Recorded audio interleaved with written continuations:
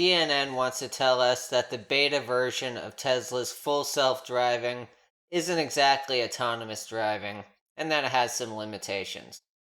Well, that's fine, so long as we remember that CNN isn't exactly news, and that it has a history of bullshit.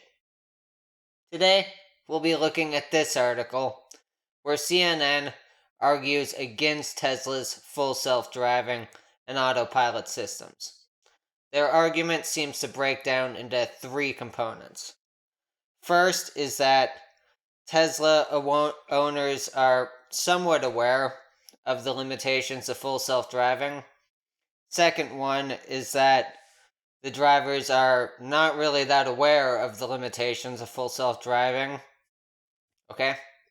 And the third one is that these systems, autopilot and full self-driving, are just generally too limited. So, to make this argument, they use a lot of manipulative tactics here. Let's see how many we got. The overall categories: intentionally confusing, fear confusion ramp, strawman feigning ignorance, and false citation. So, they fall into those four categories. Those four name categories, and there's some different, less common ones they use too that we're going to talk about down below. And then there's some multiples within those name categories. So let's start running through these, because really, I doubt we're going to have time to get to all of them. So, intentionally confusing. A good news article is about enhancing how much a reader knows or understands about a situation. A bad news article is one where a reader walks away like, God, what the heck did all that mean? So, that's either done just out of poor craftsmanship, or it's done as a manipulative tactic, where they're trying to either bury something, hide something that they don't want you to understand, so they just write it in an overcomplicated way, or they're trying to kind of beat down your critical senses, just, drag you through this swamp of unnecessarily confusing details so that you're just to suppress your critical senses, get you, and then they start feeding you whatever lines they want you to believe, and you're less able to critically assess them then. So, I think it was more the second category in this case. They spend a lot of time talking about the specifics of radar and LiDAR and the cameras, and then they have a professor, an expert guy, come on who says he's never, had access to the hardware. He's never, seen the behind the scenes stuff. He doesn't know how the software interacts with these pieces of hardware. He's never so much as driven in a Tesla. But he's seen some YouTube videos, and he's got, associate's degree or whatever. Probably more than associate's degree. But whatever, this guy has a very tenuous connection to the actual technology at hand, and they have him there spitballing about what might be going on. He's like, maybe it's this, maybe it's that. So, this that way of presenting the argument is not meant to instill confidence in the readers about what's going on. They just list a bunch of technical details that most lay readers are not gonna understand offhand. And then they bring in the expert, say well, fuck, man, I don't really know. Maybe it's this. And then, so the point is to instill some confusion, a lack of trust about these systems. Well, God, who knows if these things really work? Jeez. Man, if even this guy doesn't know, oh God, what is going on with these things? Obviously, some people do know. They're presenting in this way. Another one they did that's kind of tied into that is the fear confusion ramp. This is the one where you go back and forth between fear and confusion, have the two feed off each other. Usually start out with something that's a little bit scary or a little bit confusing, and that spikes the person's, reptile brain, gets you going oh, what the fuck is that? Like, oh, that's a little bit scary. Well, I'm gonna, close down my peripherals and just focus on that one main thing right now because there's a little bit of danger here. And then they hit you with something that's a little bit confusing. And now you're less able to assess that thing in detail because you're just honed in. Your adrenaline spiking, or look at that one thing. And so that thing that's just a little bit confusing, it seems more confusing now because you're already spiked up in this reptile brain mode. And then so that has a more confusing impact on you. And then they're able to go back and hit you with something even more fearful. And even if the actual grounds for whatever that more fearful thing is something that your bullshit detector in the first place would have been like, hey, what? No, I shouldn't be scared of this. They're just feeding me some hogwash. By this point, you're not quite as able to critically assess it because now you're 3 layers deep in terms of you got a little bit of adrenaline spiking, you got a little bit of brain fog going because you just tried to decipher all this weird nonsense they're throwing at you, and now this other fearful thing coming from the other side. Oh shit! So they ramp it back and forth. There was a lot of that in this article. Uh, it didn't really present a clear central theme. It's kind of rambly back and forth. So it was, hey, there's this. It started out with these weird things like, hey, full self-driving, it's gonna like slam you into a concrete wall or drive you across the train tracks when the train's about to speed right by. And most of these links, whatever, we'll get to that. They're false citations. We'll get to that down below. And then, so that starts you out like, oh, geez, this is some weird, scary thing. And then it gets into the technical stuff with all the LiDAR and radar, and then, it goes back and forth. So they were using that fear confusion ramp. Alright, next one up, the strawman feigning ignorance. I think most people know what that is. So, one example here, they had a quote.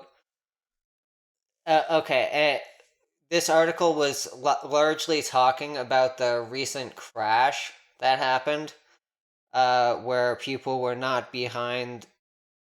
Tesla crashed somewhere, and the people were not even behind the steering wheel. There was one guy sitting shotgun and one guy in the back seat when the car crashed. So they had this quote. Musk did not rule out that future findings could reveal Autopilot was in use. That kind of implies that he made some statement to that effect. Because this follows on, like, Musk said that the early data logs showed that Autopilot was not in use. And then they had, Musk did not rule out that future findings could reveal Autopilot was in use. But there was no statement to that effect. All he said was that the early stuff shows all good so far. Everything we've seen so far shows no autopilot was in use. So it's really misleading the way they present it. They're implying that there was some kind of statement here that he's saying, well, the early stuff shows that there was no autopilot in use, but as stuff comes in, who knows, man? Maybe we'll find something there. And what they're saying is not technically false. It's like trying to, disprove a negative. So again, just very manipulative use of language there. Keep moving through these because there are a lot. Alright, the false citation. This is the one I had mentioned earlier.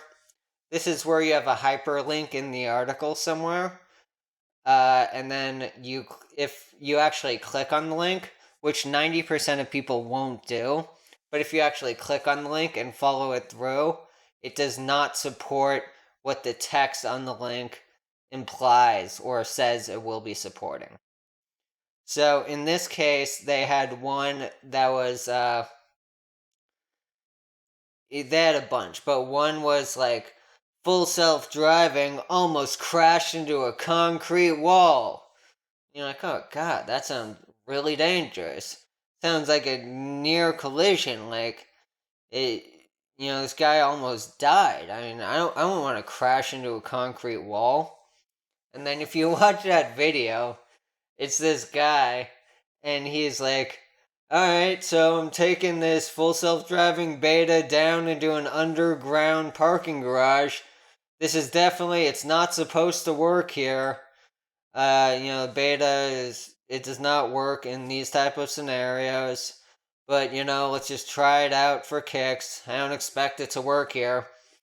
So I'm going to go up just at about 5 miles an hour towards this wall here. And let's see if it's able to take this turn. No, looks like it's not picking it up. Alright, well, I didn't expect that to work, but, maybe in later updates they'll be able to work this type of thing out. But this definitely wasn't promised, so it's just what they said it would be. That was, it's what I expected it, so there we go. Very much different from the phrase like, oh my god, this car, I just put on the autopilot, or, the full self-driving beta, and this thing's just cranking me into a concrete wall. Jesus Christ, man. And there were a couple other false citations. You can see them mentioned in the 5 sheet there. Insanely manipulative, because they know 90% of readers are not going to follow through each of those links and watch all those videos, read whatever articles they have that are purporting to support whatever claims they're making. They're just going to see the claim made by CNN, and then they're going to see that there's a link there, and they're going to be like, oh, there's a link, that means there's evidence, so it's true. But it's not true. It's a false citation. Alright. Let's not spend all day here. Other stuff beyond just the named standard manipulative tactics. There was a large reliance on weak anecdotal evidence here. A lot of, social media posts. The fact that CNN is stretching so hard to portray it in a negative light, that they're using such weak evidence as one of their primary sources, that's an indicator of the bias at play here. If they, one, if they had stronger evidence, they'd use it. But two, if they didn't have such bias, they wouldn't be stretching so hard and using such weak evidence. They would either write the story while only using what halfway decent evidence they had. Because I did what is the stuff they have that is, like the name full self-driving.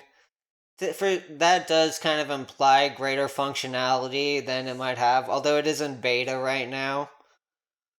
Yeah, whatever. They had some stuff in there that's arguably a lot stronger evidence than these real weak anecdotes from social media.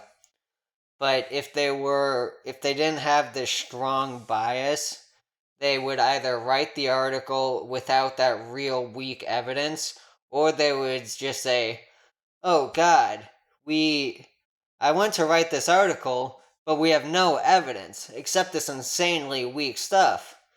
I guess we shouldn't write the article then, because there's no evidence. But instead, they chose to go the insanely biased route. So, all told, compared to, I just went through the litany of manipulative tactics that this article is using to present their, insanely biased agenda. But compared with the propaganda and the lies that CNN is spewing on a daily basis, this felt rather tame. This was just standard them just trying to hold back progress to appease their corporate sponsors. Nothing more than that. And with that in mind, I think I'll sleep well tonight.